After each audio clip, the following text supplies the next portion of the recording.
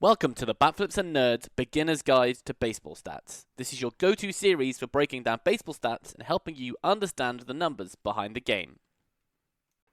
Hi everyone, I'm Russell, and in this first episode we're going to dive into one of the most well-known stats in baseball, batting average. It's probably one you've heard of, but do you really know what it means? And is it still the best way to measure a player's performance at the plate? Let's break it down.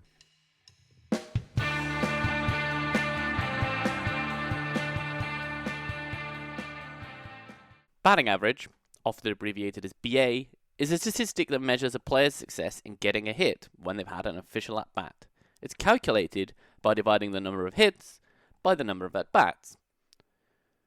So, before we dive into the formula, let's break down a couple of key terms here. What is a hit, and what is an at-bat? First up, a hit. A hit happens when a batter strikes the ball and reaches the base safely without being thrown or caught out by the fielding team. The hit can be a single, a double, a triple, or even a home run, as long as the batter safely reaches base. But here's an important detail. If the batter reaches base because of a fielding error, that's not counted as a hit. A fielding error can occur when a fielder mishandles the ball in a way that allows the batter to reach base, when they otherwise might have been out.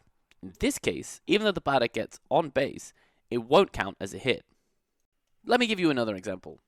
Imagine a batter hits a ground ball to third, the fielder fumbles the ball, allowing the batter to safely reach first base. This is an error by the fielder, and while the batter is on base, the play is not recorded as a hit. It's important to understand that batting average only counts true hits, not when a fielder makes a mistake. Now an at-bat is a little more specific. An at-bat is counted every time a batter faces a pitcher and tries to make contact with the ball. But there are a few exceptions to that rule, so let's go to the most common outcomes. If a player gets a hit, that's counted as an at-bat. If the player grounds out, that's also an at-bat. A flyout, that's an at-bat. And a strikeout, that's also an at-bat. But a walk, that's not an at-bat. If you get hit by pitch, also not an at-bat.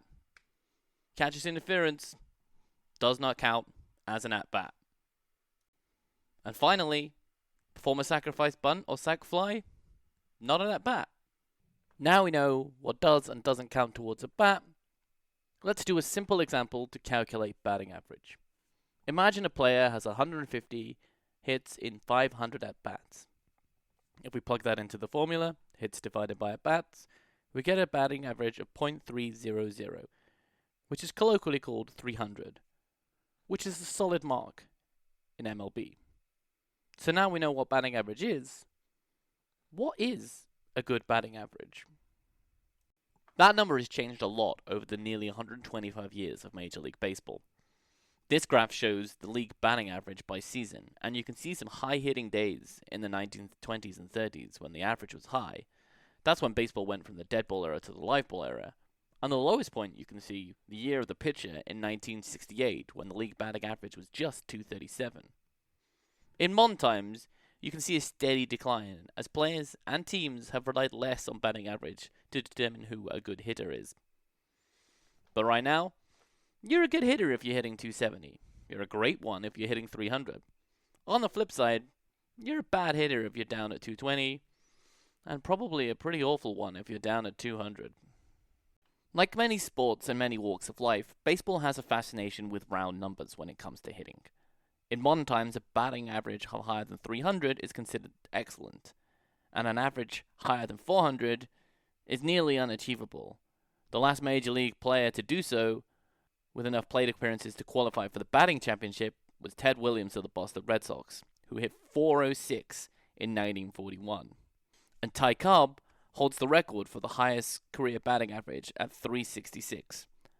Both of these are probably unattainable for a current major league player given the environment they play in. Hitting below 200 MLB is not good, but it's also colloquially called the Mendoza line.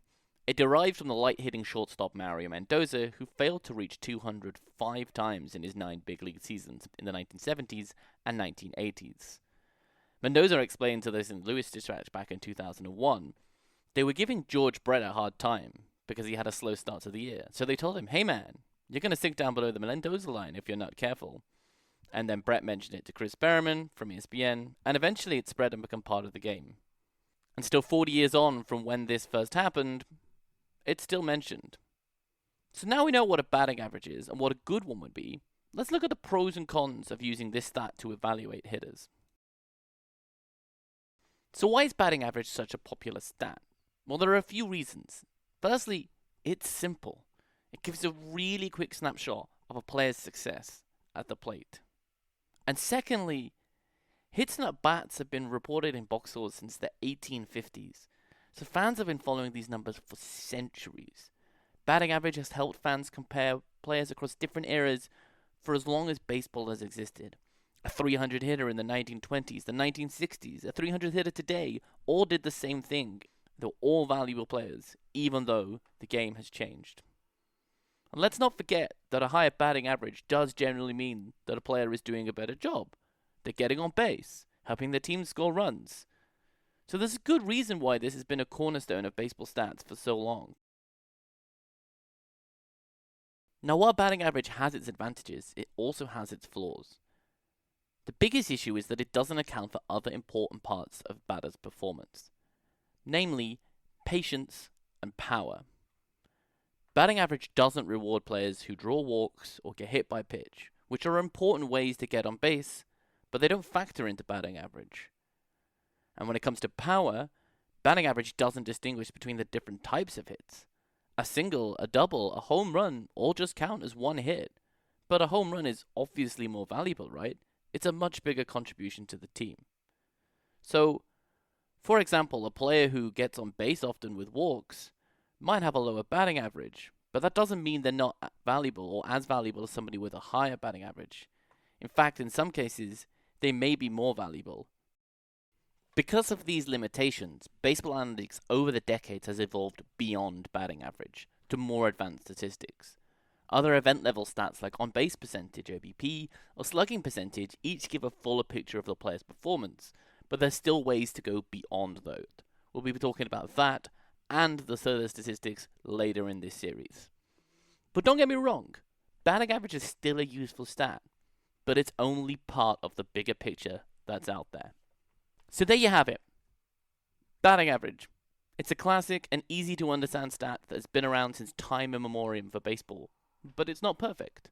And to get a full story on about effectiveness, you'll need to look into more detail. Thanks for joining me. And thanks Shohei Ohtani and Baseball Savant for providing the clips. Don't forget to like this video and please subscribe to the channel. And I'll see you next time on the Backflips and Nerds Beginner's Guide to Baseball Stats.